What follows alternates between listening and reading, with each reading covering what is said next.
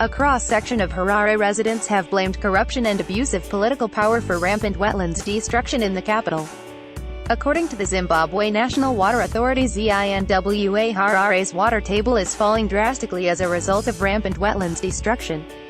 Speaking during a stakeholders meeting held in the capital on Thursday, residents expressed concern over failure by authorities to adequately implement provisions of the law that protect wetlands and guard against environmental degradation.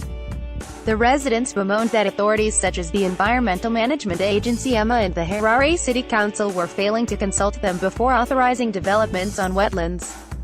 Residents said this pointed to corruption on the part of the responsible authorities, adding that corrupt authorities were taking advantage of the loopholes within the Environmental Impact Assessment (EIA) process to authorize developments on wetlands. Resident Israel Mabu said protecting wetlands should start by dealing with corruption by politicians and other responsible authorities. We have seen major projects being carried out on wetlands, and these projects are continuing regardless of the fact that residents and other environmentalists are against destruction of wetlands.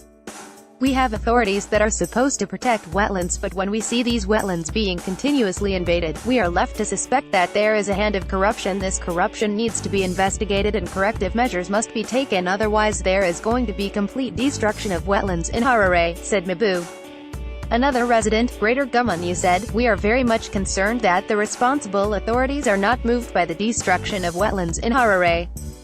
In fact, they are actually benefiting from illegal land sales, which have led to the destruction of wetlands. Our concern as residents is that we will end up without water since the wetlands are important sources of water." An official from ZINWA preset during the stakeholders meeting, Theodore N. Herrera, said continued wetlands destruction poses a huge threat to water availability in Harare.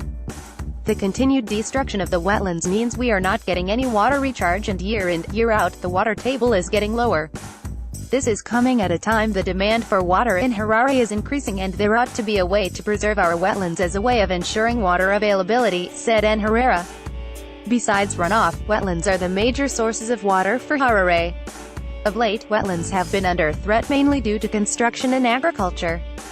Harare Mayor Bernard Manyanyeni is on record saying wetlands destruction in Harare was emanating largely from corruption and abuse of power. Manyanyeni made the remarks last month during a tour of Hillside Park, which has been invaded by individuals who are erecting illegal structures inside the park, which is a wetland as well as recreational facility.